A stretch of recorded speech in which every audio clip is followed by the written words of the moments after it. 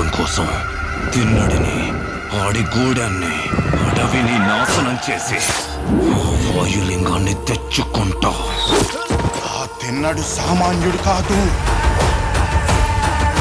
అతన్ని దాటి వాయులింగాన్ని చేరటం అసాధ్యం.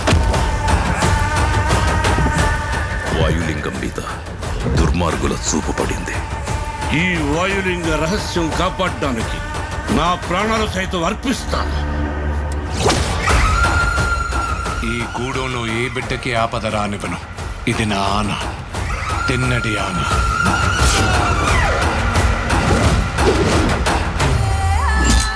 శివుణ్ణి రాయంటావా? రాయని రాయనక ఏమంటారు నెమలరాని? వినపడని వాడికి విన్నపాలెందుకు, వీళ్ళకి దండాలెందుకు? దేవతని ధిక్కరించేవాడికి, పెద్దల మాటకు విలువ ఇవ్వనోడికి ఈ కూడెంలో చోటు లేదు. ముందా రాయిని తీసుకెళ్లి అడవిలో పడేస్తే గానీ నీకు పిచ్చి తగ్గదు. తప్పు మామ, అలా అనకూడదు. ఇలాంటి వాడు మీకు గొప్ప భక్తుడవుతాడని నమ్మకం ఏంటి ప్రభు? నీతో పాటే నేను ఆ సమయం కోసం ఎదురు చూస్తూ ఉన్నాను.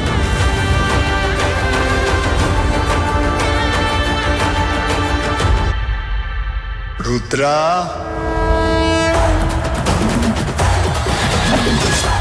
ఎవరు నువ్వు? ఆ పెద్దోళ్ళందరికంటే నేనే పెద్దోడిని. నన్ను మించిన శివభక్తుడా ఈ సృష్టిలో లేడు. ఏమో అనుకున్నాను. నువ్వు నీ దేవుడు తోడు దొంగలే.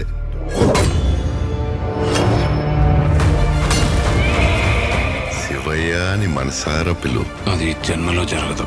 ఓ సంతటోడివా? వెలి విద్యలో నీకన్నా గొప్పవాడొకడు ఉన్నాడని తెలిసి అతని బొట్టని వెళ్ళి తెప్పొట్టించింది నువ్వే కదా. వెళ్ళబోయ్యా, వెళ్ళిక నుంచే. నేనింక నిన్ను వదలను. ఇది నా ఆన, తిన్నడి ఆన. శివలీల.